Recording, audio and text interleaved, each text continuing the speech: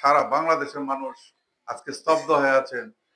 আমাদের এই নেত্রীর জন্য সবাই দোয়া করবেন, অন্তত মন খুলে সবাই ওনার জন্য দোয়া করবেন, যাতে উনি আমাদের মাঝে আবার ফিরে আসতে পারে, আমরা আবার ওনার চেহারাটা দেখতে পাই, ওনাকে আমরা প্রধানমন্ত্রী হিসাবে দেখতে চাই।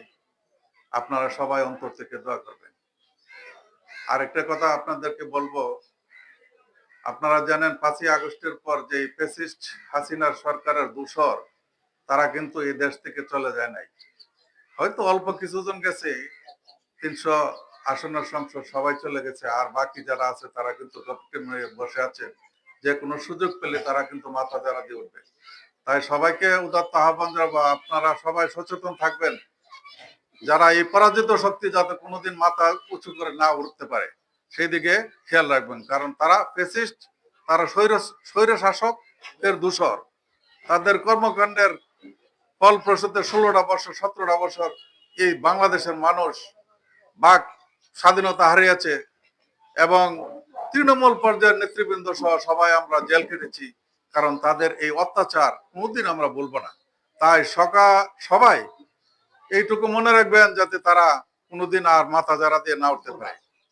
এই দুইটা মিটিং আমরা সফল, আমরা এই সফলতা পাইছি দুইটা মিটিং। তাহলে শ্রীপুরবাসীর কাছে আমাদের একটি আবদার, যে জায়গাতে আমাদের একটি মুখ্যবস্থা আছে তাদের জন্য দোয়া করবেন। আমাদের নেতা আছে শ্যামল ভাই, শ্যামল ভাই, আমরা সবাই ঐক্যবদ্ধ হইয়া ভুট্টা যাতে ধানের ছড়া দেয়, আমরা যাতে শ্যামল ভাইয়ের হাতকে শক্তিশালী করি।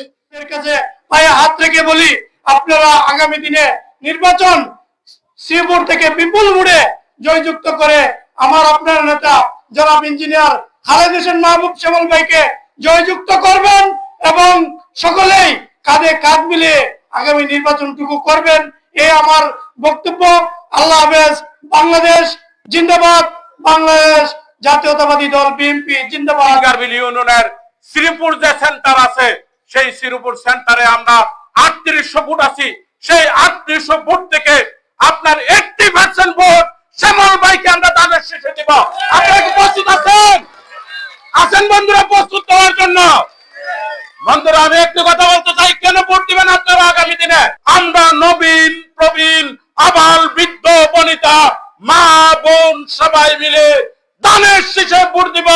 যে ভোটে জননেতা ইঞ্জিনিয়ার খালেদ হোসেন মাহবুব শ্যামল ভাই পাস করে সংসদে যাবেন এবং বাংলাদেশের জাতীয় পতাকা গাড়িতে উড়িয়ে উনি আমাদের ব্রাহ্মণবাড়িয়াতে আসবেন, সেটাই আমরা প্রত্যাশা করি। বন্ধুরা, আমার বক্তব্য লম্বা না। সবার পক্ষ থেকে আমি আপনাদেরকে সবাইকে শুভেচ্ছা ও অভিনন্দন জানাই। আমি বেশি বক্তব্য দিব না, আমি বেগম জিয়ার লাগিয়ে শুধু দোয়া চাই। এই শ্রীপুর বিস্ফোরণ মামলাটা জানেন, এই মামলা তার গায়ে হারিস করে দিচ্ছে।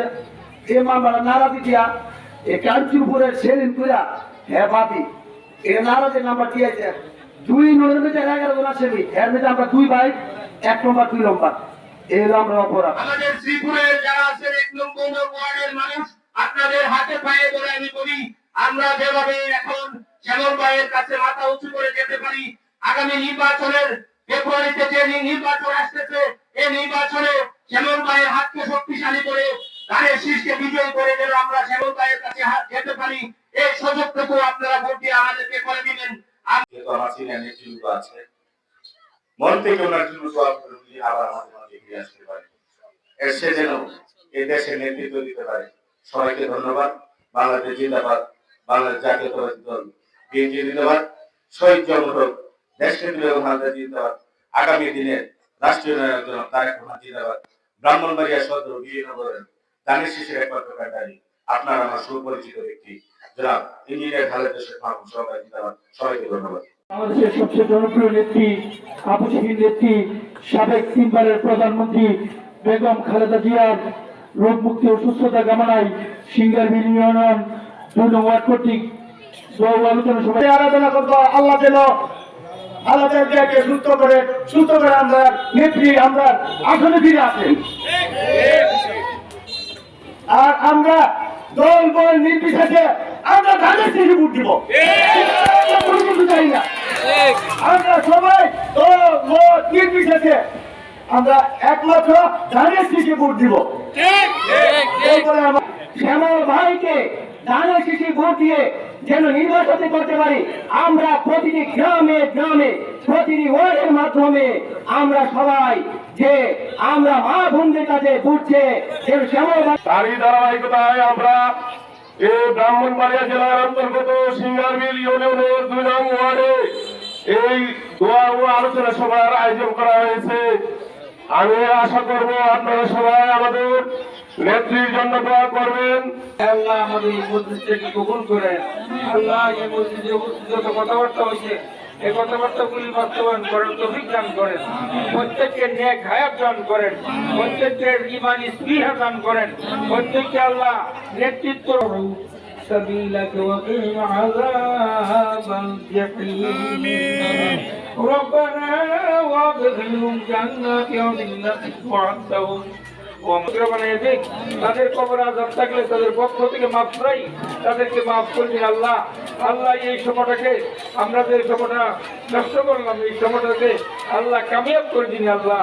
আপনার হাবিব উসিলা আমাদের দোয়াকে কবুল করেন, আপনার হাবিব উসিলা আমাদের জীবনের গুনাহগুলি মাফ করে দিন। রাব্বিরহামহুমা কামা রাব্বায়ানি সগীরা।